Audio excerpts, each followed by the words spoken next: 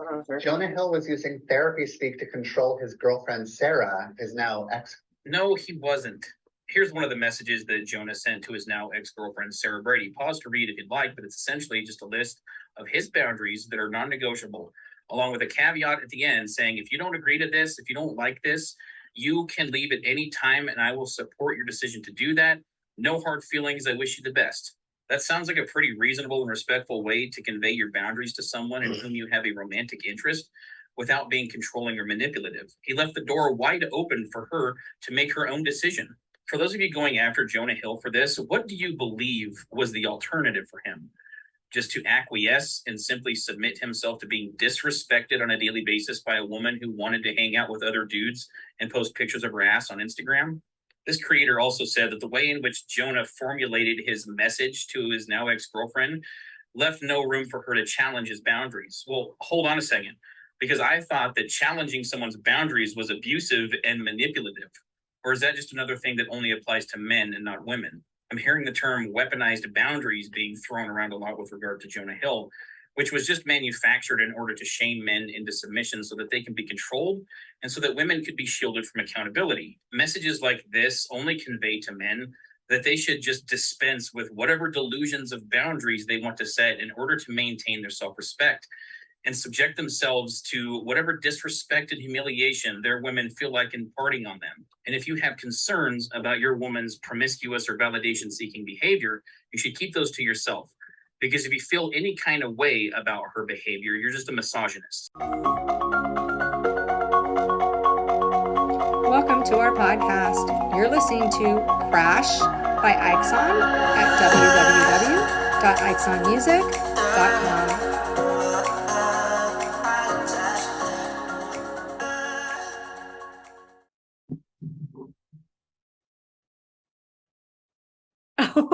You were frozen, Ashley. You were so still. I was waiting for Jody to be like, welcome to Why Complain When You Can Whine. I wanted to say, don't let your misogyny show so much when you're filming a video trying to say that men aren't misogynistic. Because it just oozes out of this video so much. Mm-hmm. That's what I was going to say. But now I'm going to say... Welcome to Why Complain When You Can Whine, making sense of the senseless. 3 professional women attempting to make sense of toxic nonsense while drinking wine. I'm Dr. Jody Larman, licensed clinical psychologist in the state of California. Therefore, everything that we discuss on this podcast is for psychoeducation and entertainment purposes only. And tonight, I am wearing these red wine bottle earrings that my sister and my niece got me. Because again, anything wine, my family, I'm the easiest one to buy for. And they were kind of sad that I didn't share this before. So for my birthday, for the podcast, they had made this little Dr. Larman and the wine bottles on top. And my sister said, did you show them in your podcast? And I'm like, no. And she goes, oh. I said, okay, I will. So I did. So they'll keep giving me wine stuff. That's why I did it. Anyway. Jody, I feel like really quickly, you sent me and Heather the funniest fucking text messages this week on what you were gonna say about us. Those words. Oh, what was it about a wine lover, not an alcoholic? And the actual professional okay. real words to make us sound really yes. Proper. Let me find those because I will do the beginning again. So it is Why Complain When You Can Whine. 3 professional Oneophiles who are hang on, who are going to persiflage toxic nonsense while drinking wine. Now people are going, what the fuck? Okay, so persiflage, persiflage, and I would have gone to my translator or whatever to my pronunciation to get this better, but it is frivolous, lighthearted talk, a useful word because it makes you sound like Oscar Wilde and lets you avoid ever describing your witty repartee as banter. So we are persiflaging. All right. And oneophile is a lover of wine, not to be confused with alcoholic. because we've been getting comments like that. Yes, we have. Because you can't just be a woman drinking a couple glasses of wine with your girlfriends and talking shit about Right. toxic shit. Now we're alcoholics. But we're not. But we're not. We're oneophiles who are persiflage. Doing something. We're That doing word's hard to say something. sober. Instead of whippy repartee. I have not even drank anything yet. We are persiflaging. I'm gonna figure out how to say that fucking word, and then I'm gonna get it. And I'm gonna surprise you all by our next introduction is gonna have it in there. Anyways, so I actually bought this wine because I love the name of it. It is a red blend called Sheep Thrills. Oh, the My the sheep label's thrills. so cute. And it's a little sheep's parachuting, a little fat sheep with a glass of wine. It is a red blend, and I am just have a really pretty summery fuchsia glass tonight. I relate to that sheep. In more than one way, I relate to the sheep. I will not say what way, as we persiflage. Oneophiles. Yes. Heather. Hi, I'm Heather. I'm a licensed counselor and domestic violence survivor.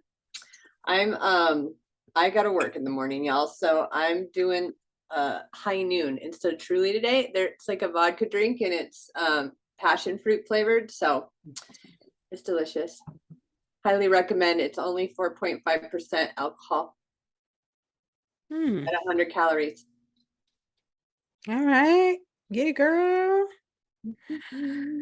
Hello, everyone. I'm Ashley Page, single mom, domestic violence survivor, and founder of Loving Single and the Hot Mess Society. Tonight, I, along with Heather, am drinking straight up from the can. Last week I had just like a regular margarita flavor, but this week of the Docktails is a strawberry basil daiquiri. Oh.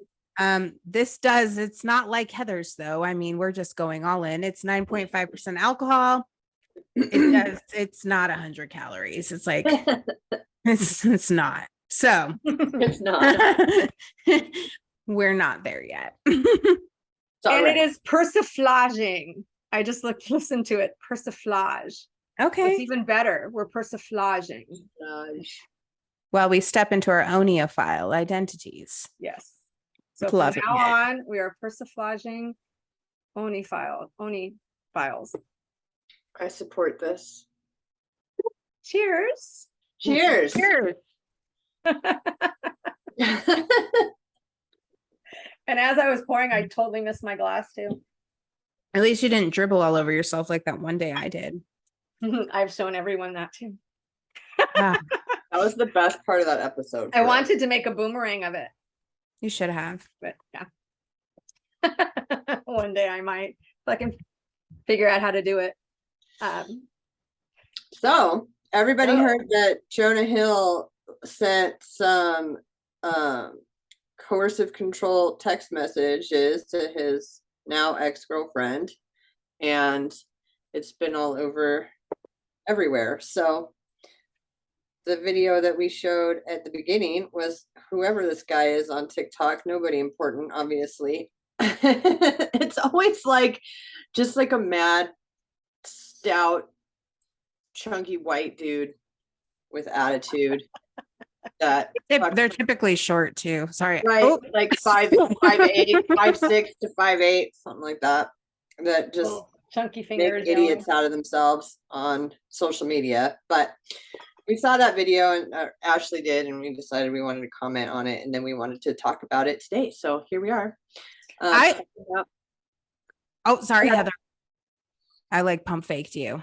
I was gonna say, I think like it would be good. We did one episode that unfortunately we weren't able to air, where we kind of broke it down bit by bit on what was taking place. Because if you just listen to that video in all of its awful, disgusting, misogynistic glory, it's easy to miss a lot of the key tactics of manipulation that he's utilizing in order to further his message and his agenda, while also using like just pseudo tactics as far as like asking questions, but then like furthering his narrative.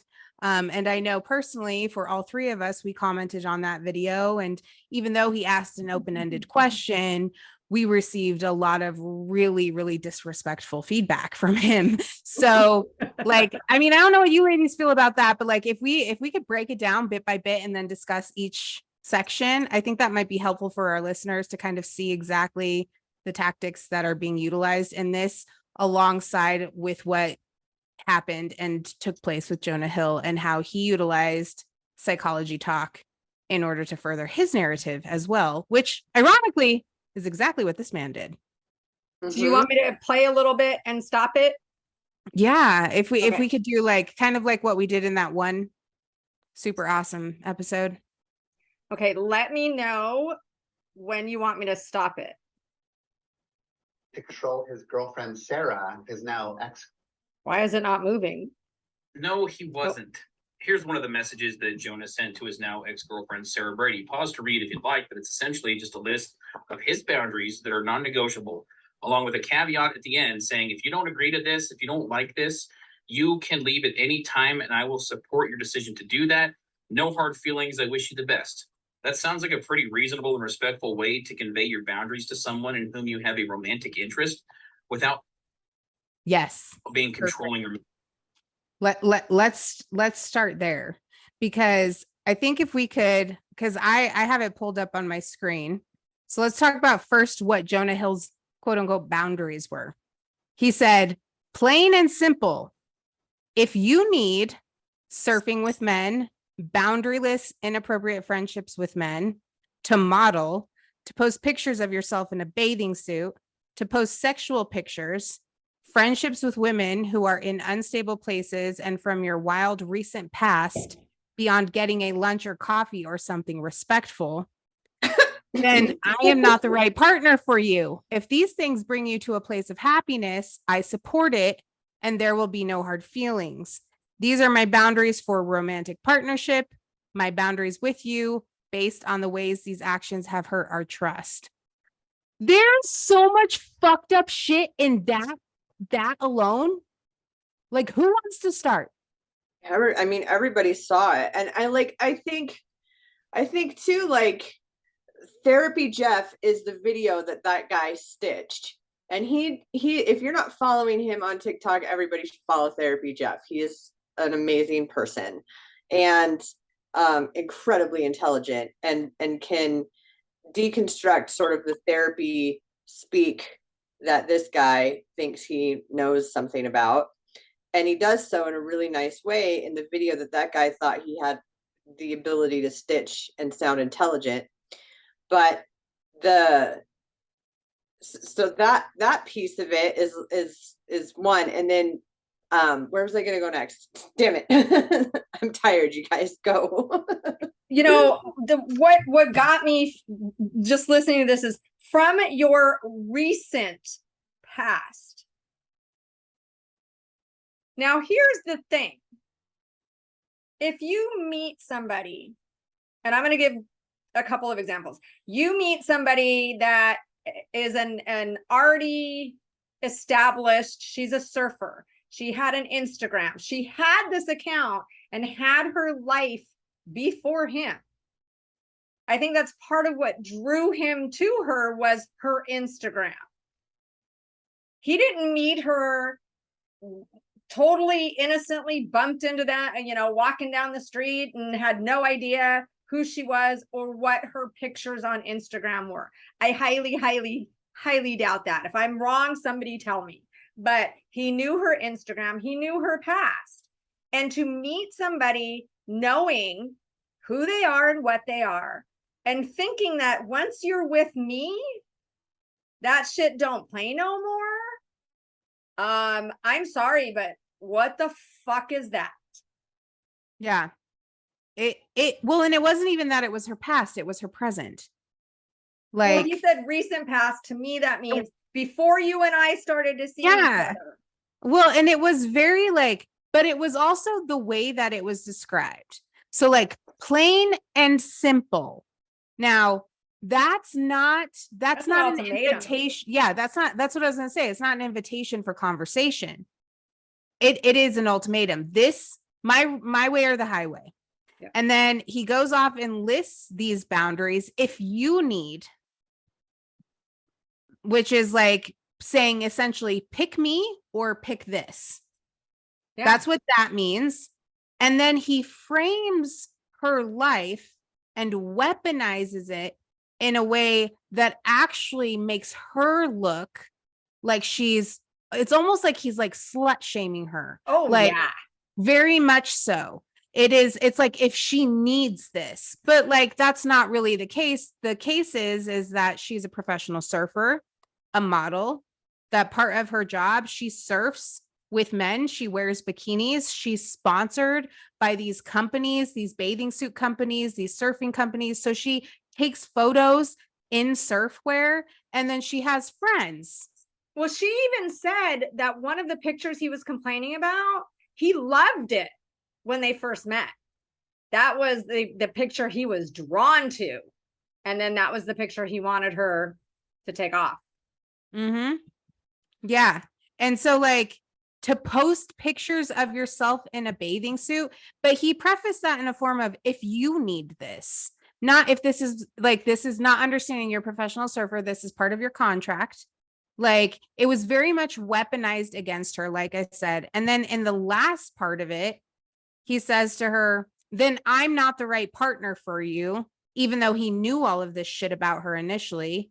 If these things bring you, and this is what I hated, if these things bring you to a place of happiness, I support it and there will be no hard feelings. No, actually, you don't support it.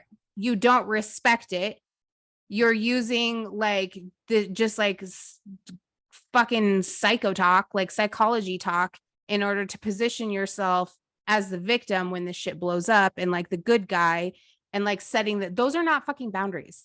That's control. And what I didn't like is these friendships with women who are, what is that? It's cut off on my side, who are something in unstable places.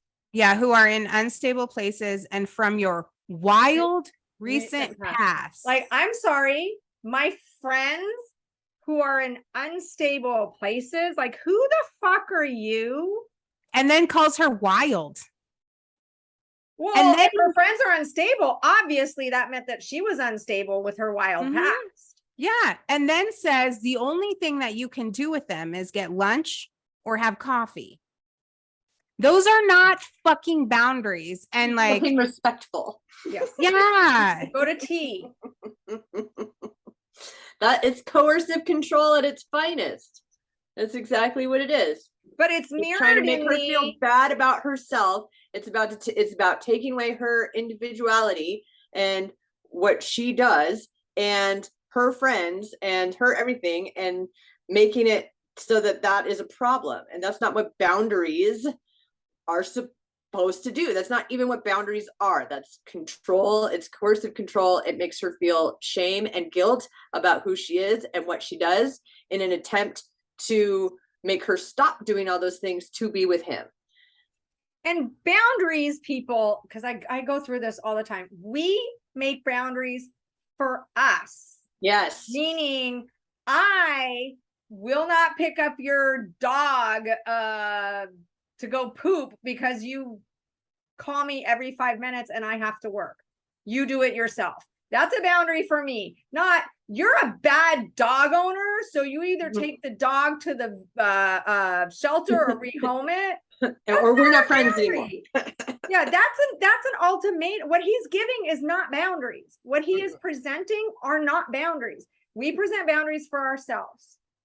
Like I would, and if he was, let's just say that was a boundary, which is not. Respectfully would be, it really does bother me now when I see your bathing suit pictures. That's what, but he could have come at it like, it makes me feel this way when you do this, and that at least opens the door to have a conversation about it. Right. But he didn't leave her any room for a conversation. It was totally an ultimatum. Yeah. So, that's not a boundary. That's not a boundary. That's just a rigid, controlling statement. And so that we should watch the next section. Well, I want to say this one part first off of what you said, Heather, is that you don't get to be in pursuit of a woman and like that she's wearing a bathing suit and like that she's having suggestive quote unquote photos based on your perception. And that turns you on and draws you into a place of pursuing her. And then once you've achieved your prize, now you get to tell her, you don't get to do this anymore. That's the shit that bothers me. He's so insecure. That's what it is. Like, at least say you're fucking insecure, right? Maybe we could talk about that, but don't come at me with this, like, how do you think it would have been if she would have said, I don't want you doing movies anymore? I don't want you doing, you're not allowed to do kissing scenes. That's not a boundary. That is an excellent point of her being like, okay, fine, I'll stop that. But as far as your acting goes, no more kissing scenes, no more like no more innuendos that you're having sex with them, like no flirtation. I don't no want Hollywood you in parties. any scenes with women that are flirty or anything. Women can be in the background, but I want you only in scenes with men. The bullshit double standards. All right. My God, everybody would know about that and what a horrible person she is. Okay. Where's my... Thank you. Manipulative. He left the door wide open for her to make her own decision. For those of you going after Jonah Hill for this, what do you believe was the alternative for him? Just to acquiesce and simply submit himself to being disrespected on a daily basis by a woman who wanted to hang out with other dudes and post pictures of her ass on Instagram? This creator also said that the way... Sorry, I do have to say something. She's disrespecting him because she's doing everything that she did before she met him. Right. Yeah. And he knew that she was doing all of this. But however, he did leave, like this officer Nate said, he did leave the door wide open for her to leave. For her to leave. Just like I said, my way or the highway. Yep. Yeah. In which Jonah formulated his message to his now ex-girlfriend left no room for her to challenge his boundaries. Well, hold on a second, because I thought that challenging someone's boundaries was abusive and manipulative. Or is that? Those are not boundaries, asshole. Sorry.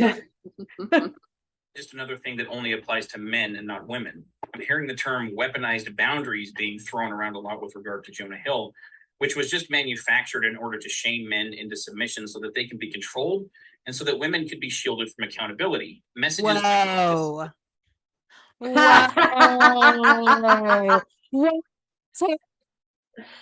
Oh man, I can't believe. I hope he's not a cop, because if he's responding to domestic violence calls, he doesn't know what the fuck he's doing.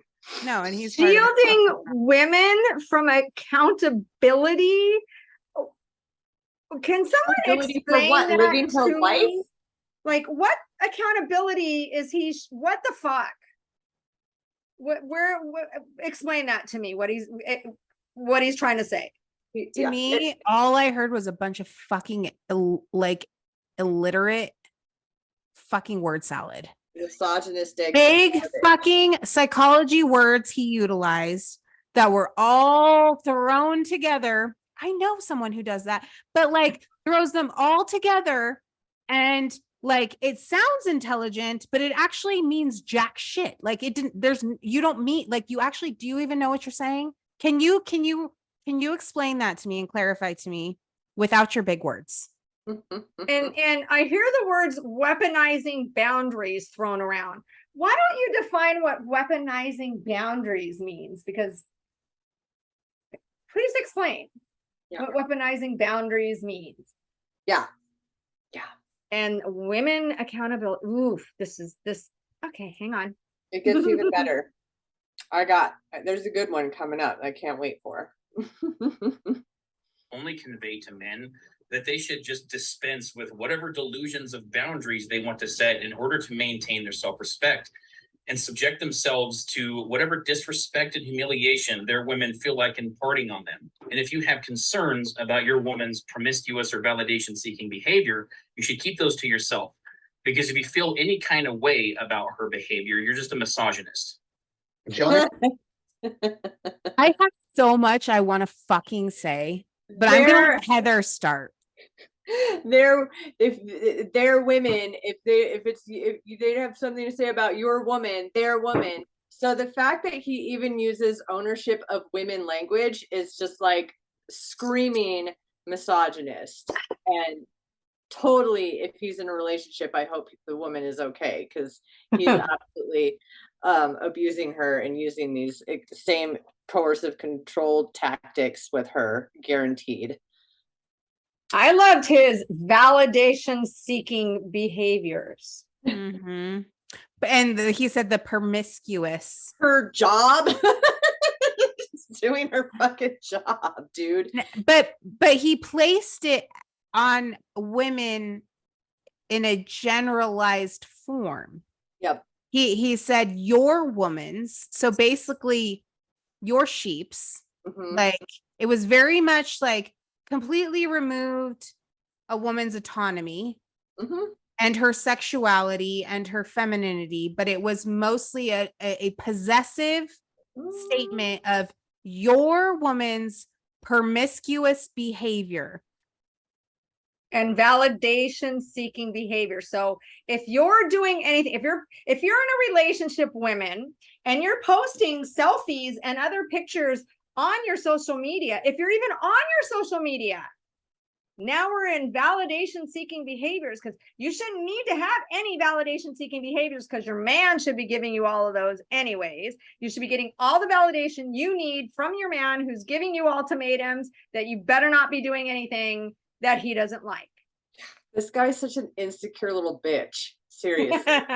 he you know what, his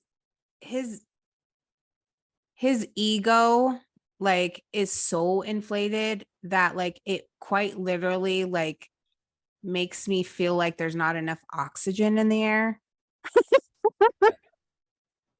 Yeah. For real though. He's And taking up a lot of air, for sure. he's utilizing a lot of oxygen. But like, you know, he's also utilizing a lot of big words that he probably can't even spell. And like, if I asked him to dumb it down, he wouldn't be able to. But not to mention that we went, all three of us went into the comment section, and not surprisingly, most of the men, not all of them, there were several men that were in there being like, yo, bro, like you are backwards. Mhm. But a majority of the men in his comment section were like yeehaw, and like you tell them, and like this and that and the other thing. But anytime there was a woman in there that was disagreeing, although he prefaced the entire video by asking our opinions, Mhm. we got comments like, if I made a comment, he goes, yawn. Mhm. Can you imagine being in a disagreement with a man like that? Like, actually, I can. We've all been there. But like, when you like state your opinion and he's like, yawn. Yeah. And what did he say to Heather? Shut He up and said sit you're down? too loud. Sit down. Sit down. Yeah. As if like, which reminds me very much of my ex would be like, shut up, bitch. Mhm. Yeah. Same thing. I was like, yeah, you clearly have no respect for women. Just say you hate women. It's fine.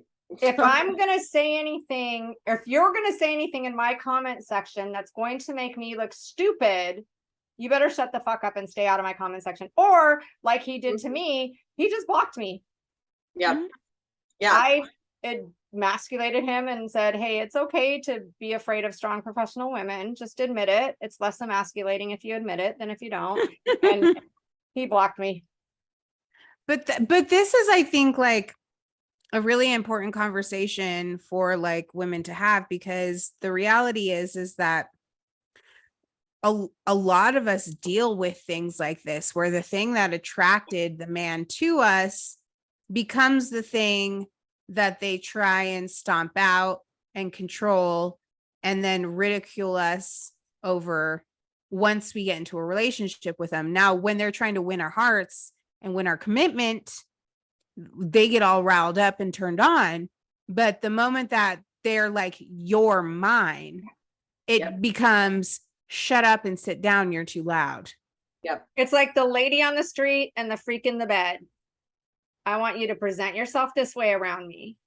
But when it's just the two of us, you can be a whore, you can be a slut, you can be whatever. If you're pleasing me in bed, Yeah. but don't you dare take any of that outside of this, right? It's the virgin whore paradox. Yeah. Old as it gets, old as time.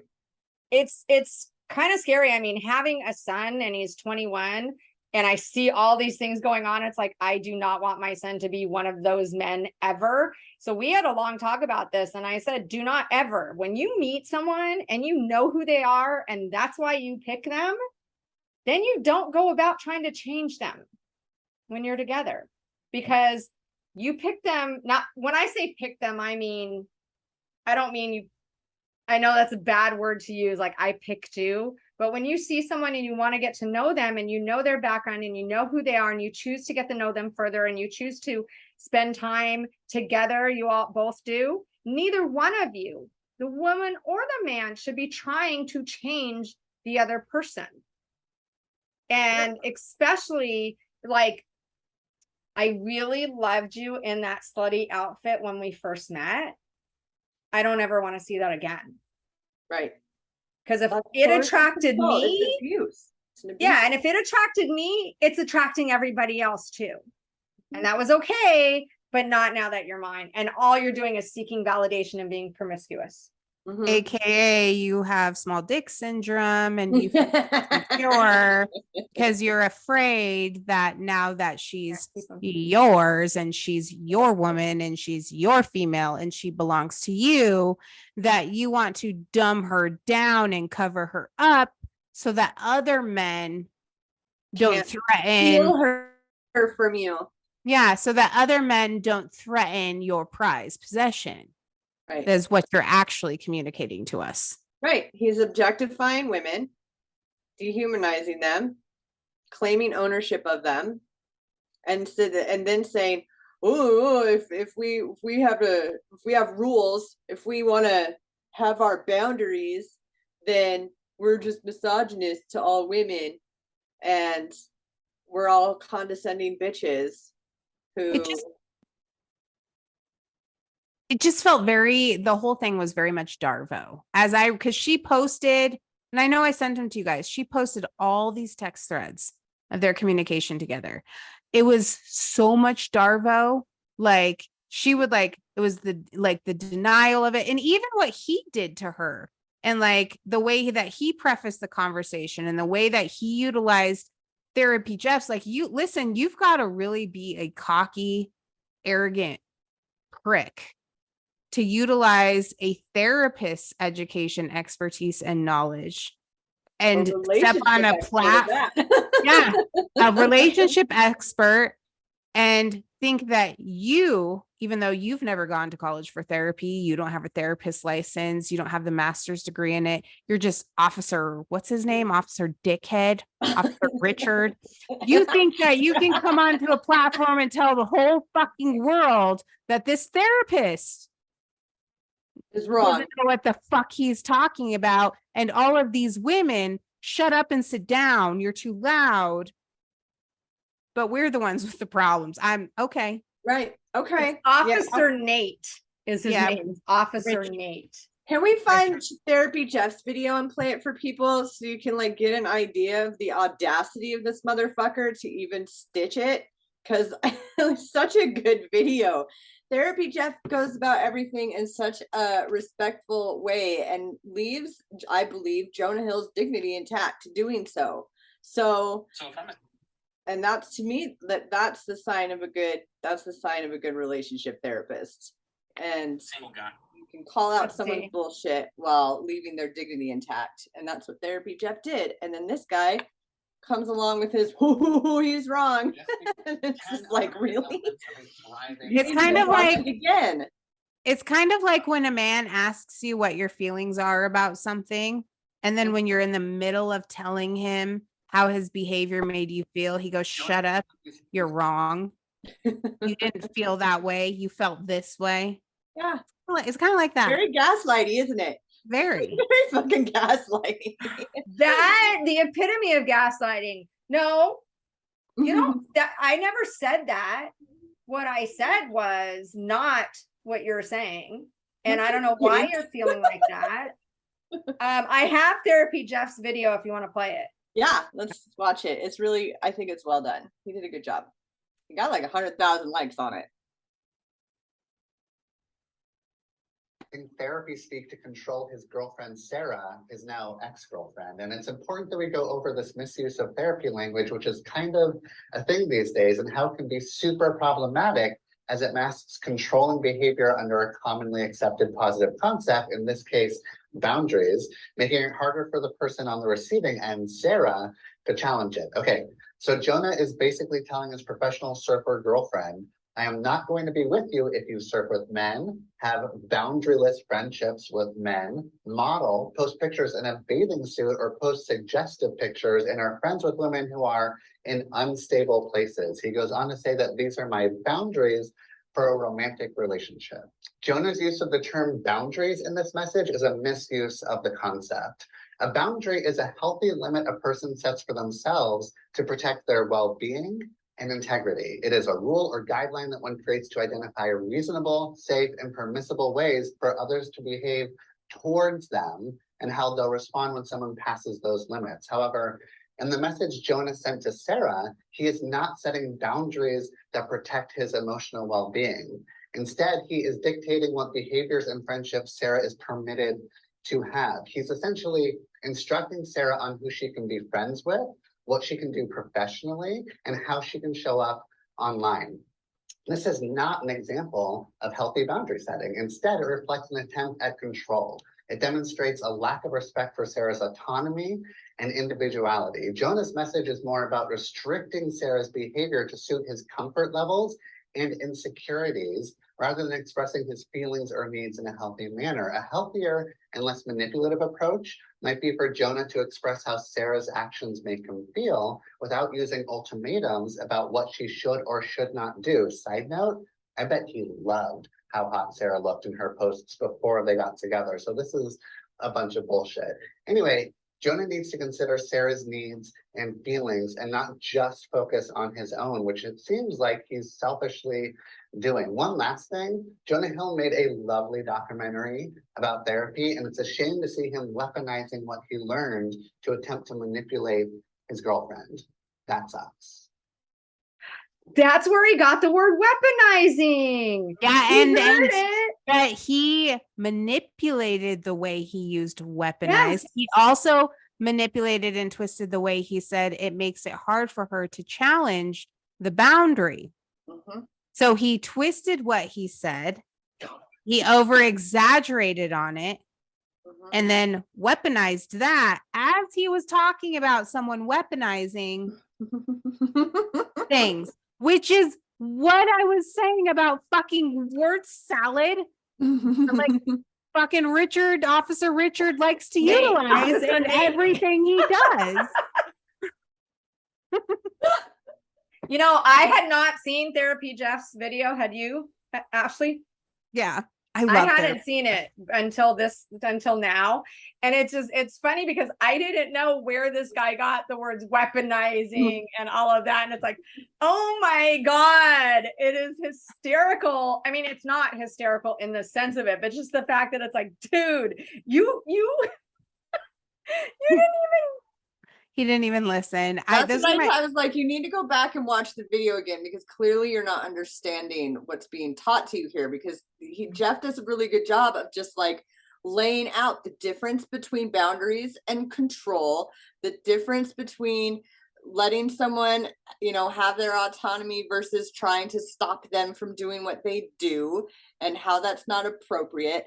A better way that he could have approached it, instead of trying to go the manipulative, coercive way, he could have approached it by owning his feelings, owning his insecurities, everything, and having a conversation.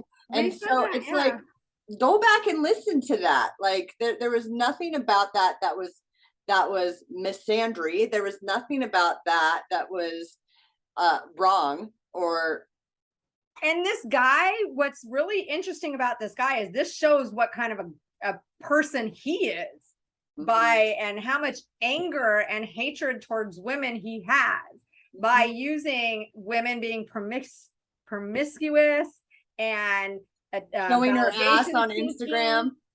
Yeah, and Heather. all of us are if we say anything, we're misogynist. Something tells me that he's been called that more than once. I'm sure he has. I mean, listen, the only thing that Officer Richard Cranium said, Richard Cranium. They just get better.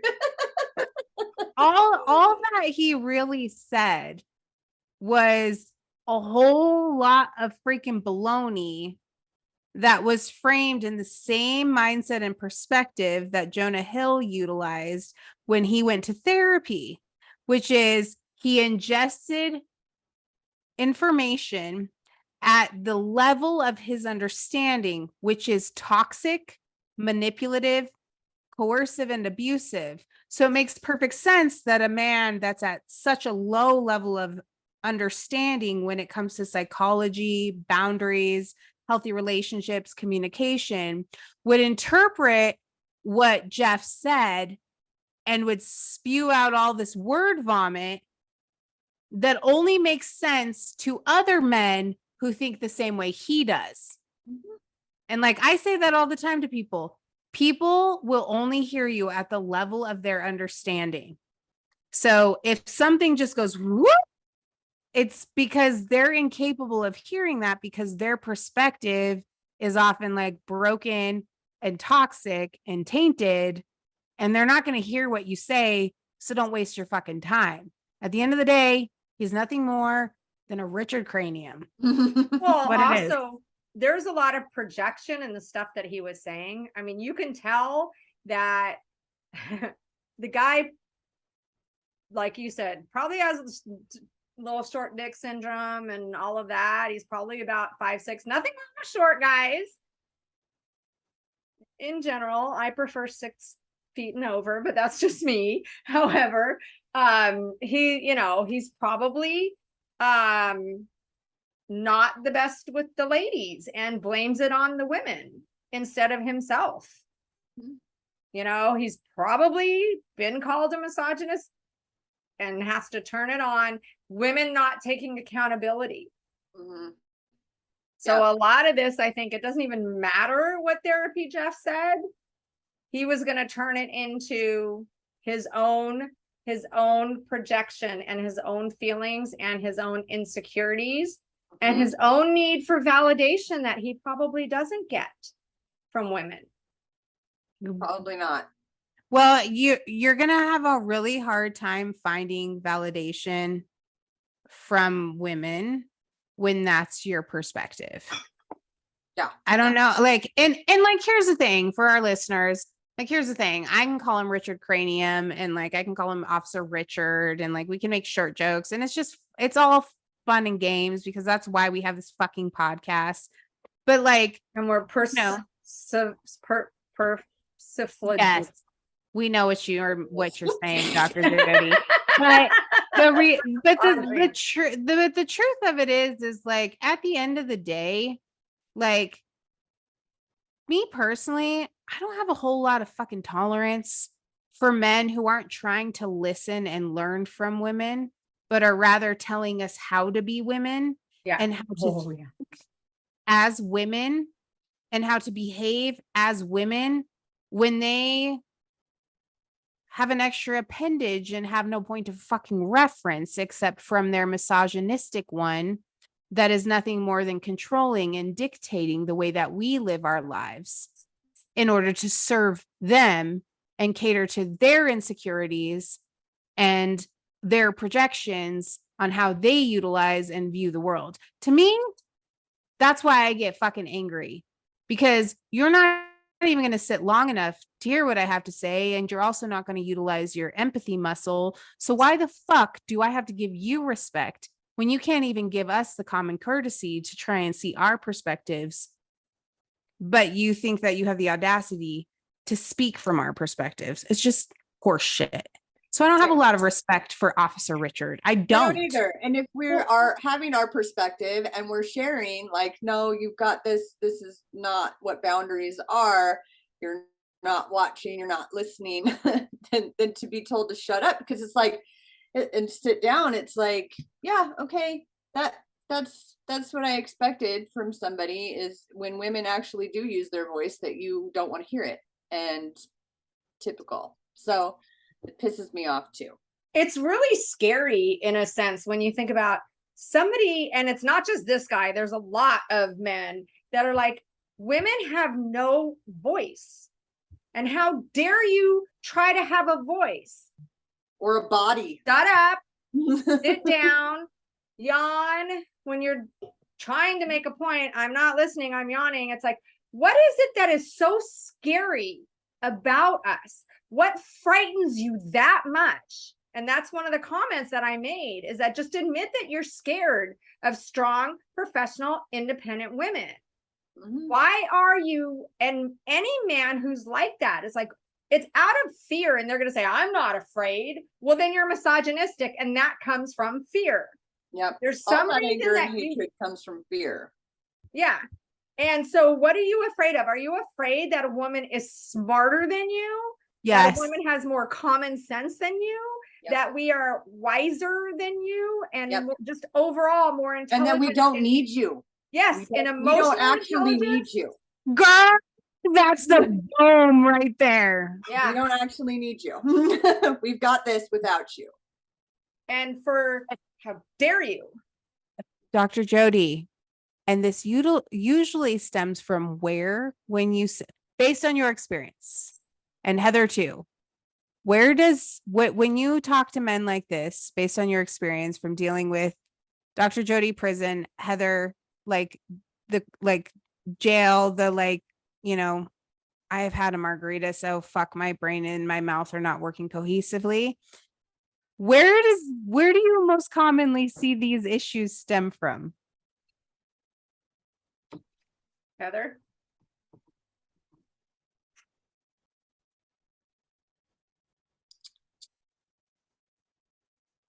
The issue of just hatred towards women and like a general hostility towards women. I mean, I see that at work all the time because I work in criminal justice. So I see it in all my DV offenders. I see it. But where do you think it came? Like, I know where I've seen a lot of it in prison, when I have had guys with a lot of issues towards women. They didn't have their dads around. They were raised by a single mom who was doing their best most of the time.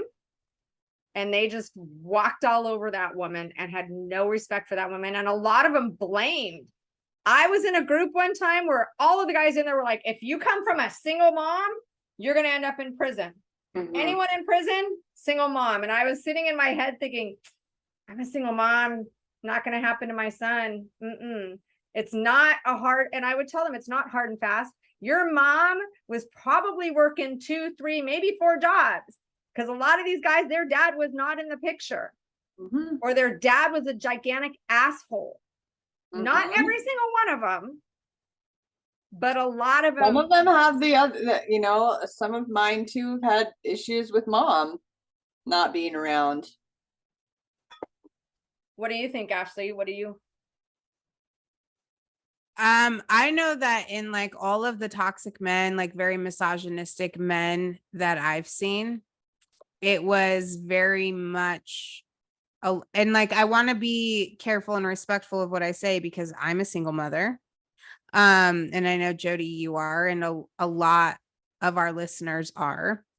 So when I say what I'm about to say, I'm not blaming single mothers whatsoever.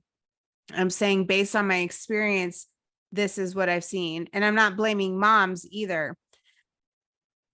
But a majority of what I've seen is large in part due to the things that they've experienced growing up with their mothers. Now, with that being said, I also want to like preface it by saying, like, there are a lot of very successful, very healthy people that come out of single mother situations, but it's not the single mother that I'm actually want to highlight. It's the absence or the behavior of the father that's in that situation. So like, for example, with my ex, like his mother was around, but she was extremely toxic. And his dad was an alcoholic. So because he saw his mom, who was very narcissistic and very toxic, he saw her go from man to man to man to man to man after she left his dad. Every woman that came after him was a whore, was like a slut. She was promiscuous. And so that his whole identity and concept of a woman was that she runs, that she cheats, that she lies, that she steals. And so that's how he treated every single woman after his mother. And I know, like that's just what I saw specifically was a lot of men in these situations, they develop their concept and idea of women based on whoever their mother is. So that's why I said I'm not blaming single mothers, but it has a lot to do with who their mothers are and what they grew up with.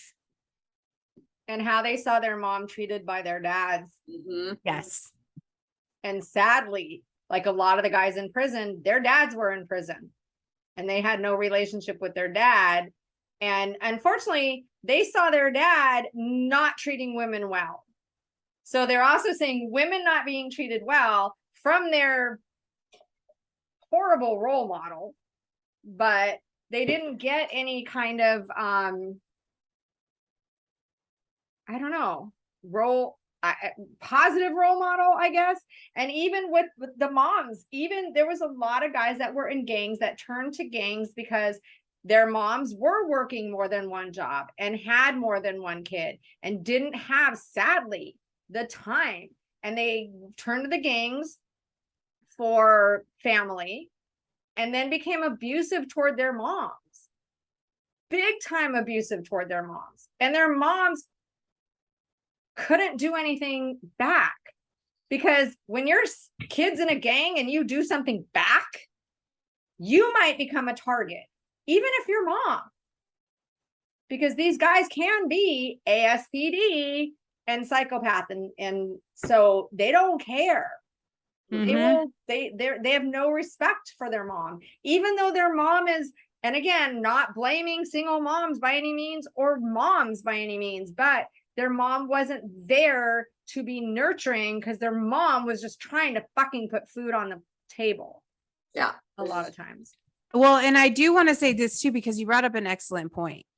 The number one thing that I saw that was most predominant with my daughter's father, no, because he and I knew each other as children. He was a few years older than me, but because of the dynamics and dysfunction in his family setting, because his father was an alcoholic and his mother was also kind of slightly an alcoholic, but also just not there. Like he literally came home one day and his mom and his sister were gone.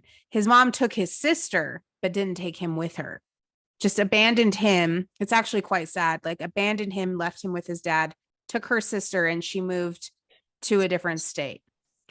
But because of that dynamic, and because he started, like, he was desperately looking for a family, which is the case with a lot of men, and that's why they turn to gangs. Jody, you can and Heather, you can attest to this, especially in the judicial system, is that they'll turn to gangs and those gangs become their family because they come from such dysfunctional families. So even if they come from a loving home with a mother who is working 4 jobs and working day and night to meet ends meet and is doing everything she can to shower her child with love, it's the people that he's surrounding himself with, that he spends the most time with, who also come from these broken families, that are infiltrating their thought processes and their behavioral patterns and their ideals and concepts of women and family as a whole, that is what I personally saw in my life experience with my ex.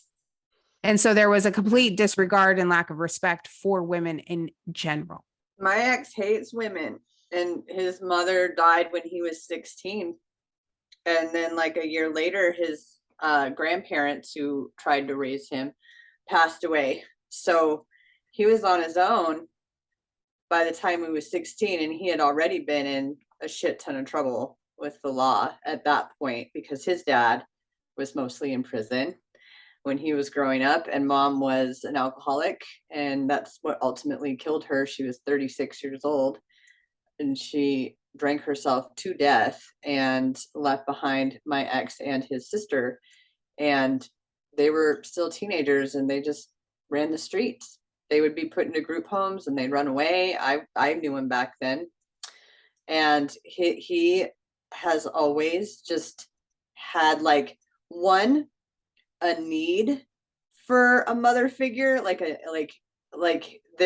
he has always had women around him, women that will take care of him and save him from being in trouble. There was a ex-girlfriend that he had, and her mom ended up kind of raising him for a while, and he like refers to her as his mom now. So he would like go like kind of latch on to women, but at the same time fucking hate them and have zero trust towards them. And so like, and that's his pattern with every woman in his life. And he just kind of latches on to one that'll reparent him in a sense, and then he will get sick of them, not trust them, think they're all cheating on him, get all paranoid, start abusing them, leave, and then go on to the next one. And that's been his pattern. And so yeah, there's definitely a mommy issue happening. And you know what's really sad is when you really think about it, because men are supposedly the disciplinarians of the family, is like the stereotype. There used to be in the 70s a cartoon that was called Wait Till Your Father Gets Home, because he was the one that it was a comedy animated thing, but it was like, you know, wait till your father gets home for whatever trouble they have. And the mom's supposed to be the nurturing, loving, guiding one. So I think there's this hatred, but it's more of a hatred because you didn't do this for me. So it's also an envy and a resentment. It's mixed. It's a whirlwind of, you should have taken care of me. You didn't take care of me. I want you to take care of me. I hate you because you didn't take care of me. And that's toward now all women, because you were supposed to be the one that rescued and helped me, and you weren't able to do that. And so now I hate you because I love you. I hate you because you didn't love me the way that you were supposed to, that a mom is supposed to love in my mind or whatever. So it's sad because you're damned if you do and damned if you don't. Perfect recipe for a very toxic relationship. Yeah, for sure. yeah. Mhm. And a misogynist, like, you know, they don't want to listen to women, because not only they get to a point where it's like, I don't want to know that you're a good person. I don't want to know that you're a smart person. I don't want all of my ideas and beliefs and opinions to be shattered, because then that also means that I was wrong for all those years. So I want to hold on to this anger, because I'll be damned if it was for nothing. Yeah. And I also know too that they also don't want, at least in my situation, he didn't want to like come to the realization that there was nothing he did wrong. He needed to feel like he caused it. He needed to feel like it was his fault. Like, because otherwise, if he came to the like pivotal, like realization that like my mom's just fucked up and I didn't deserve this, then he was left in a very vulnerable position of asking like, why did this happen to me? And so like he was always looking for a reason to feel like he was the problem. It was his fault that his mom left. It was his fault that the marriage ended. It was his fault. And so like he repeated that pattern in everything he did. Like I noticed that like for 16 years. Like it was always like, it has to be my fault. It has to be my fault. So I like, if the relationship's going to end, I will make sure that I am the reason that it ends. Because I can't be innocent. Like someone has to take the blame for this, and it'll be me. It'll be me. And then like I repeated that pattern after I left him, was like, someone has to take accountability and responsibility for what's happened because he's running to Mexico. So like it'll be my fault. I'll be the one that, and then the cycle just continues. But also it's a little bit of this displaced anger because I can't do anything about my mom anymore. I can't talk to her. I can't have a conversation about it. I can't yell at her. I can't be mad at her. So I'm going to put that anger onto me as well. So even if I know it's not my fault, kind of logically, I can't change anything. And I can't talk to her about it. So I'm going to be mad at her and mad at every other fucking woman because of that as well. So I'm going to take that anger, that blame, but I'm also going to put it on everybody else too, because I can't put it on the person because they're no longer here. Yeah. And that's why, like, at least with like my ex, like almost gave the same way. My God. That's why, like, with my ex, like I noticed similar patterns between like what Jonah Hill did was they go and they utilize like things like therapy, and he would go and utilize things like, I know he has BPD and ASPD. I've mentioned that before, but he liked to go to like mental health places and be like, I'm going to hurt myself. I'm going to, I'm going to end my life. I'm going to unalive myself. And like, he would utilize those things as a form of manipulation and a tactic of control. And then he would take all the information he gathered in those spaces and then come and weaponize it against me. So this whole Jonah Hill thing was quite triggering for me, actually, but it was very, at the same time, it was very entertaining to watch. I will say that, because I was like, oh, that makes so much sense that your ex would have those BPD going and saying, I'm going to harm myself, and then getting all this attention and then leaving with it. Because it's like, when you look at BPD and abandonment and issues and all of that, I'm going to leave you before you leave me. And then you think about his mom, and his mom abandoned him, and then taking the blame. And it makes so much sense. And that could be a whole other podcast because that's what you explained about your ex and what he just did, and going to places saying, I'm going to harm myself, and getting that information makes so much sense when you think about what BPD is and why they're doing it. And then since they're not getting, just like with NPD, they're not getting that love that they thought they would because it's from childhood. BPD is not getting, again, it's not mom.